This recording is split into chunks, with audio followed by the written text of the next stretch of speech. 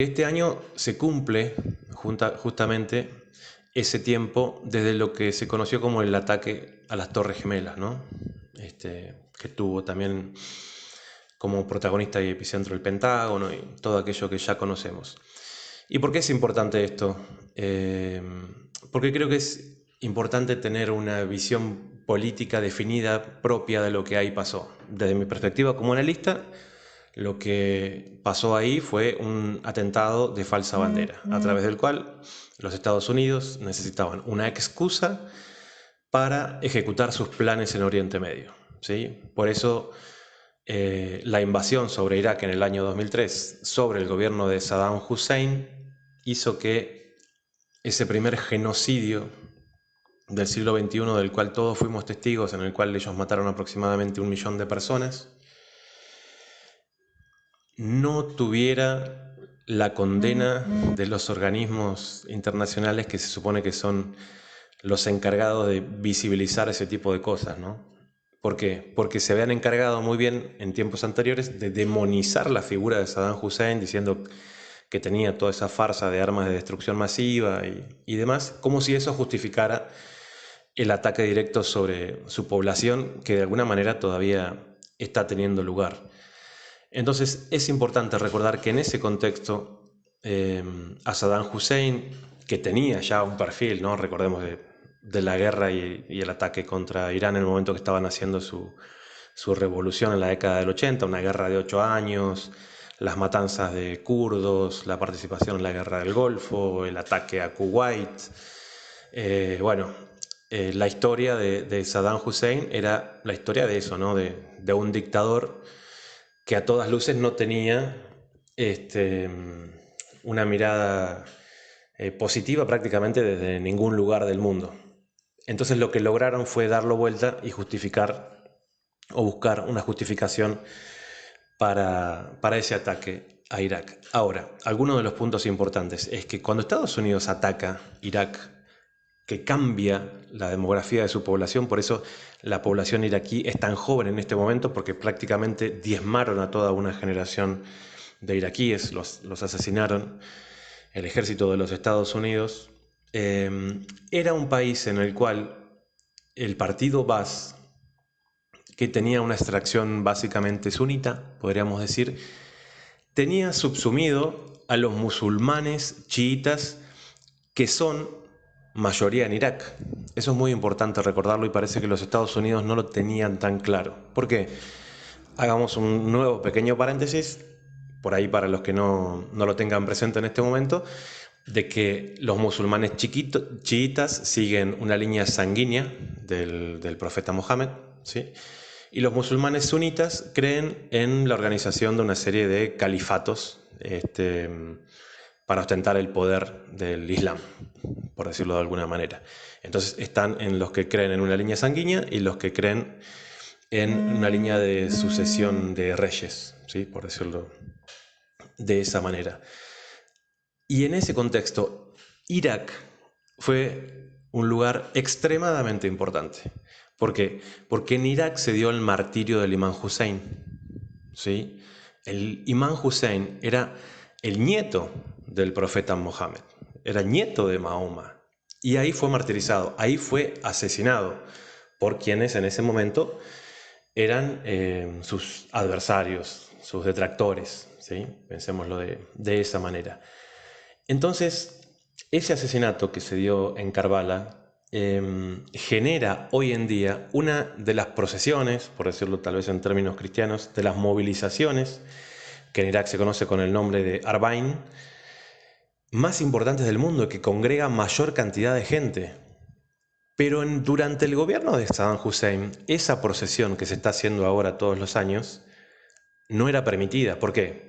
Porque intentaban de que los musulmanes chiitas no se juntaran. Entonces, el poder de los musulmanes chiitas en la población iraquí no era tan visible justamente porque estaba oprimido por el gobierno de Saddam Hussein.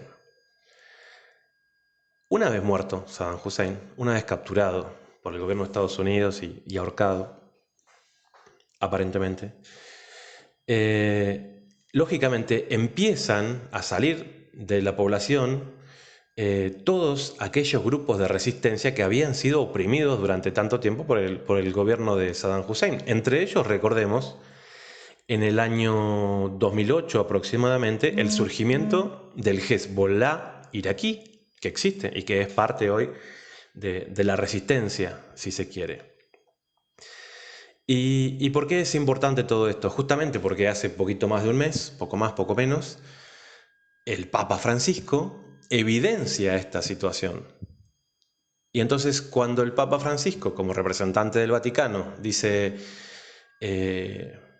o intenta retomar una agenda que ya había tenido Juan Pablo II de diálogo entre el Vaticano y los musulmanes chiitas, lleva a cabo un encuentro histórico con el ayatolá Sistani.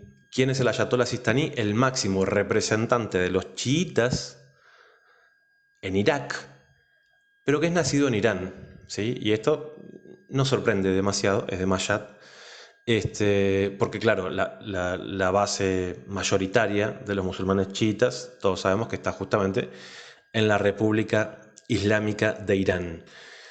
Entonces, de esta manera, el Papa Francisco, que evidentemente entiende bastante de geopolítica, como todo buen jesuita, estrecha los lazos comunicacionales con los musulmanes chiitas de Irak, entendiendo también de que tal vez el futuro iraquí, más allá de este gobierno de coalición, ¿no?, que existe ahora, de este pseudo congreso que tienen los iraquíes, que es hijo de la invasión estadounidense, bueno, puede haber también en un futuro cercano un gobierno con tendencia chiita, ¿sí?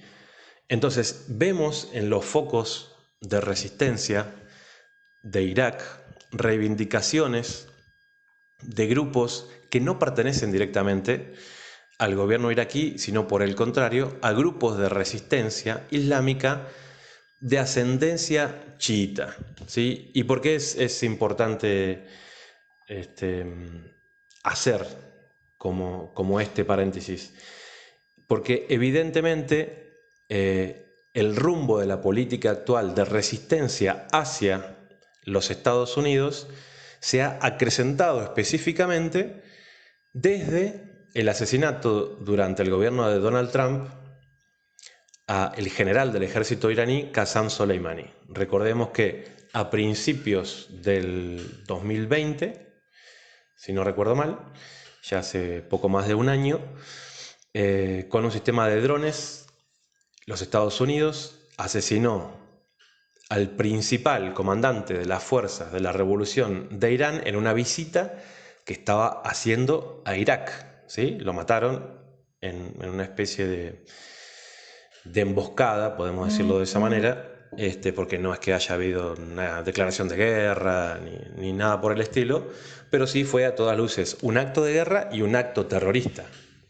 Entonces, ese hecho político torpe, por cierto, del gobierno de Donald Trump, no hizo más que reavivar las fuerzas de la resistencia iraquí chiita en Irak. Y se expresa a través de algunos grupos, tal vez el más reconocido y del cual estuvimos viendo noticias esta semana, que era un poco la excusa para charlar, es el grupo, este sí me lo escribí, Ashab al-Khalf, ¿sí? Es un grupo de resistencia aparentemente recientemente establecido y que se pone como objetivo la expulsión del ejército iraquí la expulsión del ejército estadounidense en territorio iraquí, ¿sí? Entonces, bueno, queda claro que han subestimado la fuerza de los chiitas, sobre todo el gobierno de los Estados Unidos en Irak, al punto de que tal vez si pudiéramos hacer un panorama a futuro, no deberíamos descartar, teniendo en cuenta la alianza cada vez más fuerte que existe entre la República Islámica de Irán y la población iraquí y muchos de sus líderes y grupos de resistencia, la futura conformación de una República Islámica de Irak, ¿sí? Esto podría tener cuando vemos las movilizaciones de Arbain en Karbala y vemos estas demostraciones tan masivas, lógicamente una representatividad mucho más importante que el gobierno de coalición que existe en este momento. Por eso creo que no es para nada descabellado pensarlo en eso, aunque lógicamente Irak sea un país árabe diferente de la nación persa, que ya es una república islámica chiita. Así que bueno, esto es parte del panorama, tratando de contextualizar un poco los porqués, ¿no?, de estos ataques, y por eso casi podríamos tener la certeza de que estos grupos no se van a detener, van a presentar la resistencia que ellos consideran necesario, porque la respuesta a un genocidio como el que vivieron ellos, de jóvenes que perdieron a sus padres, de una generación entera diezmada, lógicamente no lo van a dejar pasar por alto, y ven en los soldados actuales que ahora estén ahí a los representantes de aquel genocidio.